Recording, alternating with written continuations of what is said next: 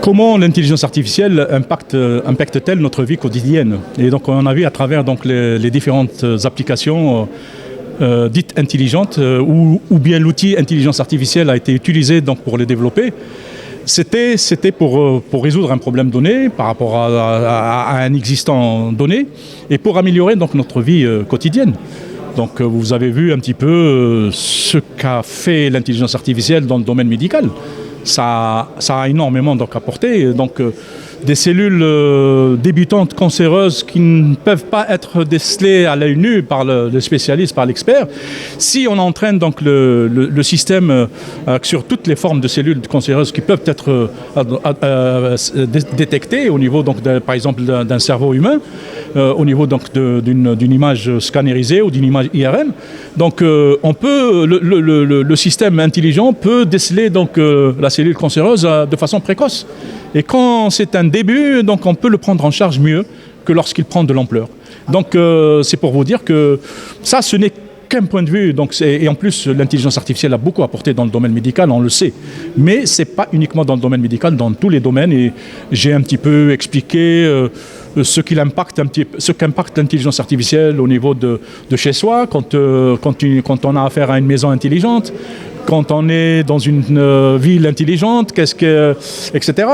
Donc tous les outils que vous êtes en train d'utiliser maintenant, lorsque vous interrogez donc, l'Internet avec de la voix, donc il doit y avoir une reconnaissance vocale, une recherche d'informations, l'information qui répond à la question qui a été posée, et ensuite donc, on peut synthétiser tout ça.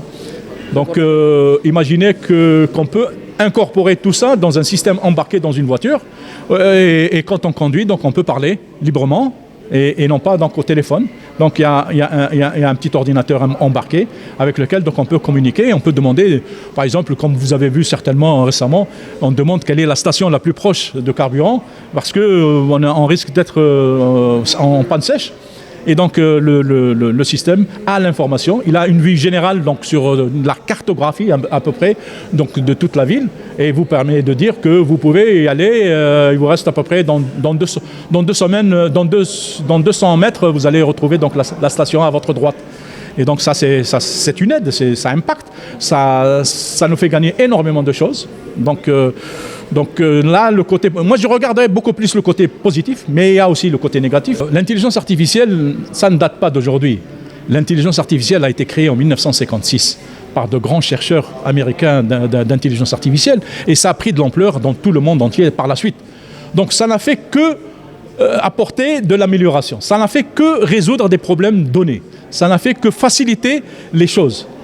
Donc il a fallu qu'il y ait création de l'IA générative, que ça commence donc un petit peu à parler un peu par là et un peu par là pour dire qu'un petit peu le côté négatif. Bien sûr, il y a le côté négatif. Parce que c'est quoi l'IA générative? L'IA générative utilise deux concepts fondamentaux donc, de l'intelligence artificielle.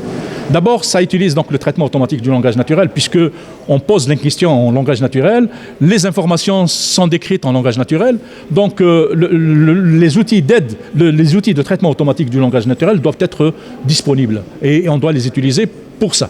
Mais ensuite, il y a ce qu'on appelle l'apprentissage automatique. Et donc ça, c'est une technique de l'IA. Mais je dirais que l'apprentissage automatique, il est fait sur la base des données qu'on trouve. Si les données sont erronées, on va faire de l'apprentissage automatique erroné. Mais si les données, des milliards de données sont vraiment de véritables données sérieuses, etc., on ne peut avoir que le côté positif. Et ensuite, j'ai soulevé le côté de désinformation. Si quelqu'un exprès veut nuire à quelqu'un, ou bien veut nuire à une société, ou bien veut nuire à un pays, il va lancer de la désinformation sur le net pour pouvoir donc dégénérer donc, des choses incompréhensibles sur le plan éthique, sur le plan moral. Et donc là, c'est le côté négatif. Il faudra qu'il y ait une réglementation autour de tout ça. C'est ça qui manque un petit peu à l'IA générative. Il manque une réglementation claire qui permet donc un petit peu d'éviter le côté négatif donc, de l'IA générative. Sinon, il faut être vraiment optimiste pour qu'il y ait que des choses positives qui nous aident donc, dans notre quotidien de toujours. Donc c'est pour faciliter. Si ce n'est pas pour faciliter, on laisse tomber.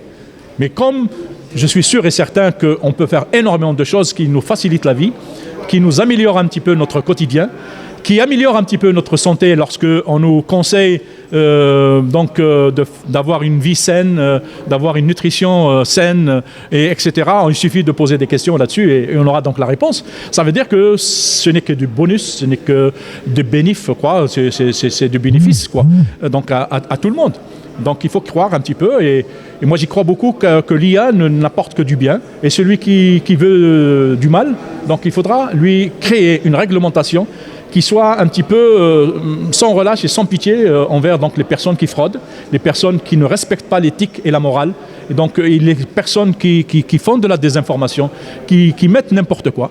Et en plus, des fois, par mesure indirecte, il y a des gens qui mettent de l'information sur le net, mais des informations qui ne sont pas contrôlées, donc qui ne sont pas d'un niveau professionnel. Donc il y a une liberté totale donc, de poster des informations. Alors si on fait de l'apprentissage sur tout ce mélange de données-là et qu'on ne fait pas le tri, donc c'est sûr et certain qu'on peut générer des choses fausses ou non conseillées, quoi. Et donc c'est pour ça qu'il faut qu'il y ait une certaine réglementation parce qu'il y a ce manque-là pour le moment. Et moi, j'ai proposé qu'on fasse une loi électronique qui passe par le Parlement, qui permet un petit peu de sanctionner toute personne qui nuit justement à l'utilisation donc, de l'intelligence artificielle générative. Parce que le problème ne se pose que sur ce volet-là. Ça ne se pose pas sur... Parce que quand on veut développer un système basé sur l'apprentissage automatique, on est concerné pour le développement, donc on ne va travailler que sur des bases cohérentes, des bases sereines et des bases sérieuses. Et donc on obtient donc ce qu'on appelle du système d'aide au diagnostic, d'aide au traitement, d'aide donc à la prévention, de façon donc sereine et sans aucun problème. Mais si on se réfère donc à ce qui existe donc sur le net, on peut trouver donc tout type d'informations. Nous n'avons pas encore développé de contact précis avec l'administration ou les autorités. Mais je note qu'il y a beaucoup de gens qui l'utilisent, cette intelligence artificielle, dans le monde entier d'ailleurs, pas seulement en Guinée, parce qu'elle est accessible, elle est facile. Et aujourd'hui, on avait décidé de se rencontrer justement pour parler un petit peu de cet impact qu'elle a dans nos vies. Le recteur de l'université Kofi Annan a bien dit qu'il faut aussi faire attention à son utilisation. Donc tout ça nécessite un cadre d'encadrement de la législation, de son utilisation au niveau mondial évidemment, et j'espère un jour en Guinée, pour pouvoir encadrer tout ce qu'on peut faire de bien, mais aussi pour protéger de ce qui peut être fait parfois de mal, ou alors de mal faire tout simplement. Donc il faut être aujourd'hui sensibilisé par l'intelligence artificielle, et c'est ce que l'Institut français a proposé aujourd'hui, d'expliquer ce qu'il se passe avec l'intelligence artificielle actuellement dans le monde, quels sont les défis, quels sont les enjeux et comment on peut arriver à l'utiliser un jour dans l'éducation, parce qu'en Guinée ça reste un défi qui peut peut-être suppléer un jour un certain nombre de déficiences ou de vulnérabilités ou de fragilités dans le système éducatif, mais il faut le faire absolument avec des moyens qui sont adéquats et non pas avec des moyens qui ne sont pas encore protégés et qui ne seraient pas optimaux.